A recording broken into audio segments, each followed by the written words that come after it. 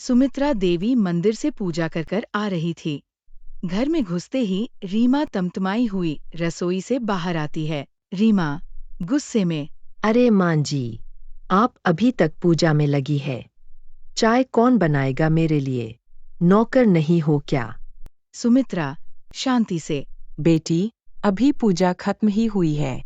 अभी बना देती हूँ चाय। रीमा व्यंग्य से, अभी अभी, अभी अभी।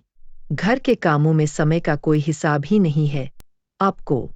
सुमित्रा रसोई में चली जाती है। पायल ये सब छुपकर देख रही होती है। मां जी, दोपहर में मेरी सहेली आ रही है। सारा खाना अच्छे से बना लेना, समझी? सुमित्रा थकी आवाज में, ठीक है बेटी, मैं सब संभाल लूंगी। पायल पीछे से आती और बोलती है। दीदी, माँ जी थक जाती हैं। कुछ काम मैं कर दूं? रीमा तीखे स्वर में, हमें नहीं चाहिए दया दिखाने वाली बहुएं। अपनी मां जैसी बना लेना सास को। मुझे नहीं चाहिए सलाह। कमलेश पायल से, मुझे समझ नहीं आता कि भाभी माँ के साथ ऐसा बर्ताव क्यों करती है। ये सोचना वाकई बहुत परेशान करने वाला है। किसी भी परिवार में जब रिश्तों में ऐसी दरार आती है तो ये हर किसी के लिए दुखद होता है। ये सिर्फ माँ और भाभी के बीच का मामला नहीं रहता, बल्कि इसका असर पूरे घर के माहौल पर पड़ता है। मैंने तय कर लिया है कमलेश, अब और बर्दाश्त नहीं कर सकती। माँ जी ने हम सबके लिए कितना कुछ किया है, अब उनकी इज्जत मैं वापस दिला कर रहूंगी। अगली सुबह लिविंग रूम में सब बैठे होते हैं। पायल सबके सामने, माँ जी, आज से आप कोई काम नहीं करेंगी, अब आराम करेंगी।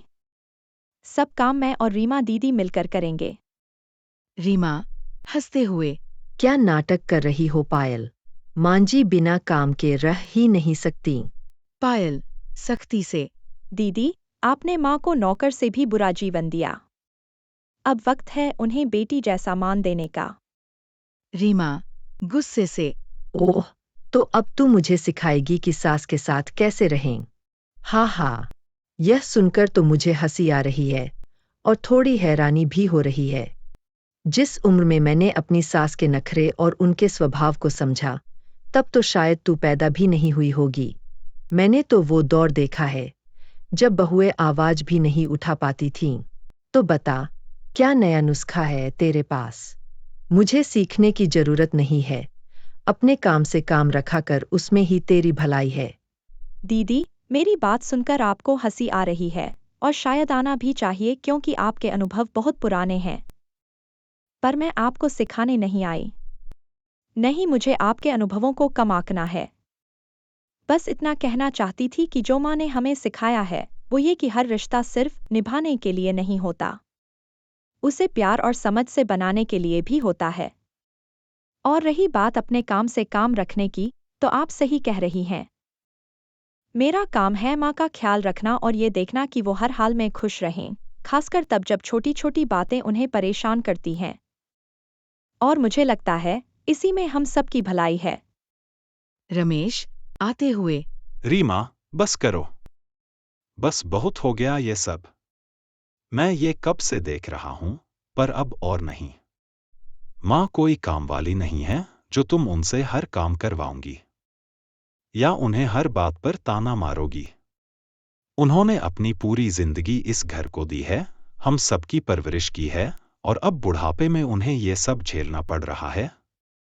मुझे इस बात पर शर्म आ रही है कि हम उनके बच्चे होकर उन्हें वो सम्मान नहीं दे पा रहे हैं जिसकी वो हकदार हैं। पायल ने जो कहा है वो एकदम सही है, एक एक शब्द सही है।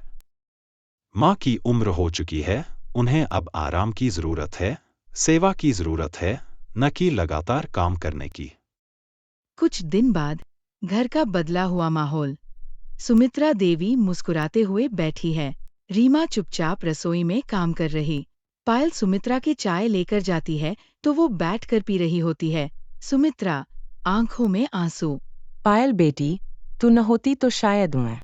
माँ जी, बेटियां हमेशा माँ की ढाल होती हैं। मैं हमेशा आपके साथ रहूंगी। रीमा सुमित्रा के पास आकर, मां जी, मुझसे बहुत बड़ी गलती हो गई, इतनी बड़ी कि आपसे माफी मांगने की भी हिम्मत नहीं हो रही है। मेरे शब्द कम पड़ रहे हैं यह बताने के लिए कि मुझे कितना अफसोस है। मैंने आपके साथ जो भी किया वह सिर्फ गलत नहीं था, बल्कि मेरे संस्कारों और परवरिश के भी खिलाफ था। मैं खुद को आपकी नज़रों में गिरा हुआ महसूस कर रही हूँ। मुझे समझ नहीं आ रहा कि मैं अपनी इस गलती को कैसे सुधारूं या कैसे आपके दिल में फिर से अपनी जगह बनाऊं। मुझे पता है आपने हमेशा हमें अपना माना और मैंने ही उस विश्वास को तोड़ा है। क्या आप मुझे एक मौका देंगी अपनी गलती सुधारने का? सुमित्रा हौले से मुस्कुराकर। बेटी, जहाँ पश्चाताप सच्चा होता है वहाँ माफी अपने आप ही आ जाती है। तुम्हें मुझसे माफी मांगने की क्या जरूरत? तुम्हारी आंखों में जो अफसोस मैं देख रही हूँ वही मेरे लिए काफी है। मैंने जिंदगी में बहुत कुछ देखा है और ये भी समझा है कि इंसान गलतियां करता है।